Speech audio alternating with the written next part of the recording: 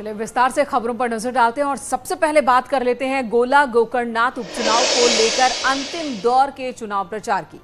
मंगलवार की शाम को प्रचार थम जाएगा, जिसको देखते हुए बीजेपी ने पूरी तैयारी कर ली है और चुनाव प्रचार में पूरी ताकत झोंक दी है।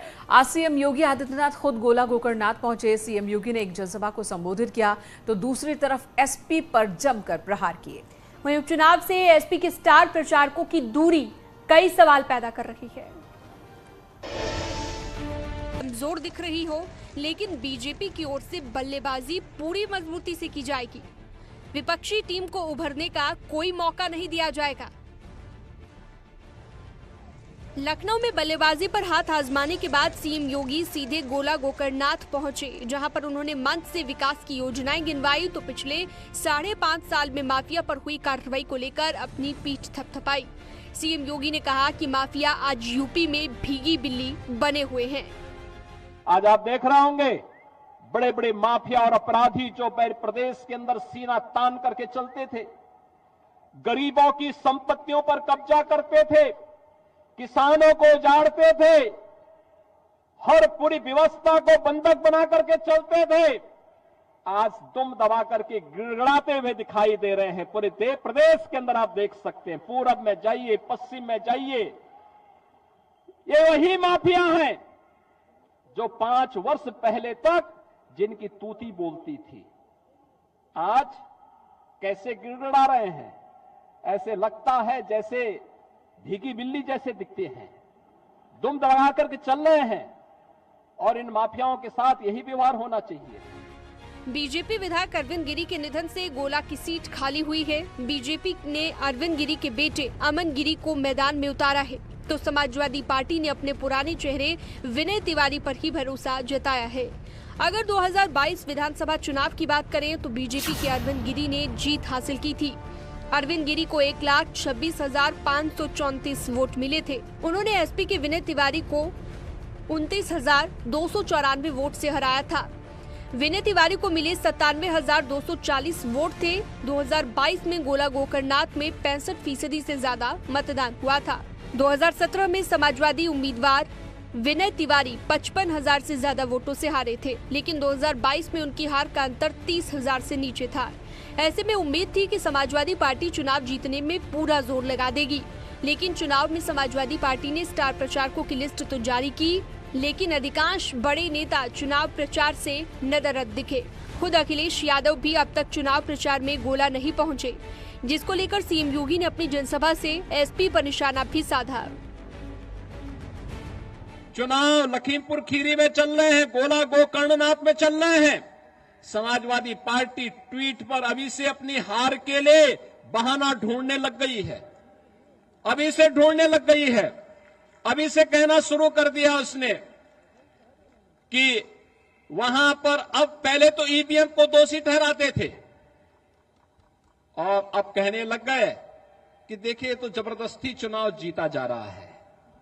भैया, चुनाव जबरदस्ती नहीं जीता जाता है, आपके मतदाताओं के आशीर्वाद से चुनाव जीता जाता है। मतदाताओं के उम्मीदों पर जो खरा उतरेगा वह चुनाव जीतेगा।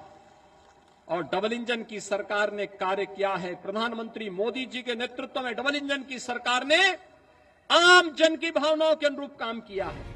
लखीमपुर खीरी जिले की गोला गोकर्णनाथ विधानसभा 2012 में अस्तित्व में आई थी।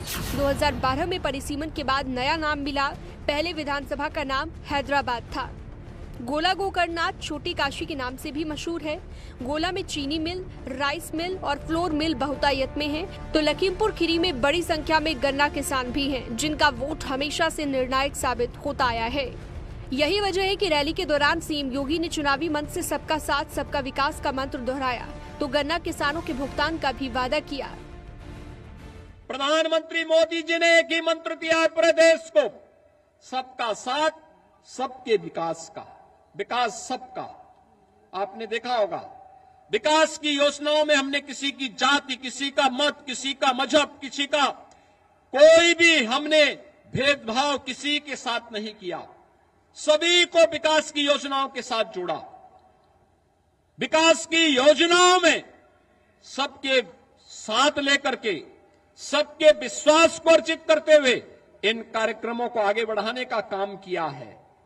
और मैं यहां के अन्नदाता किसानों को आश्वस्त करने के लिए आया हूं। आपके गन्ना मूल्य का एक एक पाई का भुगतान करवा करके ही हम लोग रहेंगे। हमने कह दिया है गन्ना विभाग को, सभी चीनी मिलों के साथ पहले से बैठक तय हो गई है। गोला में 3 नवंबर को चुनाव होने हैं। मंगलवार शाम को 5 बजे चुनाव का शोर थम जाएगा। उससे पहले बीजेपी के तमाम बड़े नेता गोला में डेरा डाले हुए हैं और जीत सुनिश्चित करने में कोई कोर कसर नहीं छोड़ रहे हैं। पिछली बार से ज्यादा जीतने के संकल्प के साथ भारतीय जनता पार्टी के हजारों कार्यकर्ता, हमारी पार्टी के लोग आज माननीय मुख्यमंत्री जी की उपस्थिति में हम सब लोग इकट्ठा भी हुए हैं और लंबे समय से हमारी पार्टी के संगठन के बड़े बड़े लोग इस चुनाव के प्रबंधन में लगे हैं और जन जन तक अपनी बात हम लोग जनता के बीच में पहुंचा रहे हैं। मुझे विश्वास है कि हम पिछली बार से बेहतर करेंगे, अच्छा करेंगे।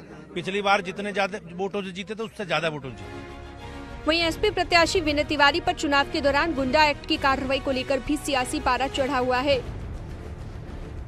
सरकार का जो विरोध करेगा वो गुंडा हो जाएगा, माफिया हो जाएगा। वो हर तरह से उसको हैरस करने की कोशिश करेंगे। अगर वो गुंडा या कोई ऐसी बात थी तो पहले क्यों नहीं लिखाया, चुनाव क्यों लिखाया? ये उनकी हताशा का परिणाम है। गोला गोकर्णनाथ नाम भले ही 2012 से अस्तित्व में आया हो, लेकिन विधानसभा का सियासी इतिहास 60 साल पुराना है। 1962 में पहली बार चुनाव में कांग्रेस के रामभजन जीते, 1967 में जनसंघ के राज राजेश्वर जीते, तो साल 1969 से 1974 में कांग्रेस के माखनलाल चुनाव जीते। इसके बाद 1977 में जनता पार्टी के राघव राम ने जीत हासिल की, तो 1980 और 1985 में एक बार फिर से कांग्रेस के रामभजन ने चुनाव जीता, जिसके बाद अगले 3 चुनाव बीजेपी के राजकुमार जीते, तो तब समाजवादी पार्टी में रहे अरविंद गिरी ने रामकुमार का वर्चस्व तोड़ा और 1996 से लेकर 2007 में वो गोला से विधायक चुने गए। 2012 में भी समाजवादी पार्टी जीती, लेकिन तब विधायक बने विनय तिवारी, जिसके बाद 2017 और 2022 में बीजेपी के अरविंद गिरी ने दोनों चुनाव जीते। गोला गोकर्णनाथ की जंग दिलचस्प मोड़ पर है। इस बार चुनावी रण में केवल बीजेपी और समाजवादी पार्टी आमने सामने है। बीएसपी और कांग्रेस ने उपचुनाव से दूरी बना रखी है। 2022 में हुए चुनाव में बीएसपी उम्मीदवार को करीबन 27,000 वोट मिले थे। ऐसे में बीएसपी का वोट कहां शिफ्ट होगा, इस पर भी सबकी नजर बनी हुई है। Bureau report, news 18।